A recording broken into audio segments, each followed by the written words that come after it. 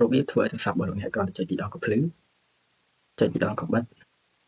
និងគ្រាន់តែលើកឡើងក៏ភ្លឺបាទអញ្ចឹងរបៀបនេះបងប្អូនអាចធ្វើការបើកមុខងារនេះបានសម្រាប់ទូរស័ព្ទ Android បាទតែចូលទៅកាន់ setting របស់នេះ Let's go តោះយើងចូលទៅកាន់ការកំណត់បាទដូចជា setting បងប្អូនអូសក្រោមមកបាទបងប្អូនឃើញពាក្យថាភាពងាយស្រួលនិងភាពងាយស្រួលប្រើបាទអញ្ចឹងបងប្អូនអូសក្រោមទៀតបាទបងប្អូនឃើញពាក្យថាកាយវិការនិងចលនាបាទកាយវិការនិងចលនាមកបងប្អូនមើលខាងលើបាទ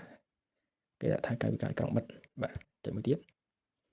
នេះបងប្អូនអរគ្នាត្រូវបើកកន្លែងនេះបើឃើញខៀវៗបាទបន្តមកទៀតចំណុចទី1គឺយើងបើកនៅពេលដែលយើងបើកគឺវានឹងដំណើរការនៅពេលចប់សោឬក៏ដូចជាវានឹងកញ្ចក់វាត្រូវរលត់អញ្ចឹងគ្រាន់តែយើងចុចពីរដងពីលើវានឹងបើកអញ្ចឹងនេះគឺមុខងាររបស់វាបាទចុចពីរដងមកដើម្បីភ្លឺកញ្ចក់មកវិញអញ្ចឹងចុចពីរដងភ្លឺចុចពីរដងទៀតបិទហ្នឹងដល់ពេលយើងចប់សអញ្ចឹងដែរបាទទូរស័ព្ទបាទមួយទៀតវាមានមួយទៀតគឺកន្លែងនេះបងប្អូនឃើញនេះលើកឡើងដើម្បីដាស់អញ្ចឹងយើងបើកវាមកបាទហើយមួយទៀតគឺលើកដើម្បីលើកទូរស័ព្ទបាទលើកទូរស័ព្ទមកគេទេមកវានឹងលើកអូតូម៉ាទិកហើយកាលលើនេះគឺនៅពេលដែលយើងដាក់ទៀតជាងយើងគ្រាន់តែយើងលើកមកវានឹងភ្លឺឯងបាទឬក៏យើងក្លុកវាគឺវានឹងភ្លឺអត់ចាំបាច់ចុចប៊ូតុង power ទេវានឹងភ្លឺឯងបាទនេះគឺជាជំនួយការថ្មីសម្រាប់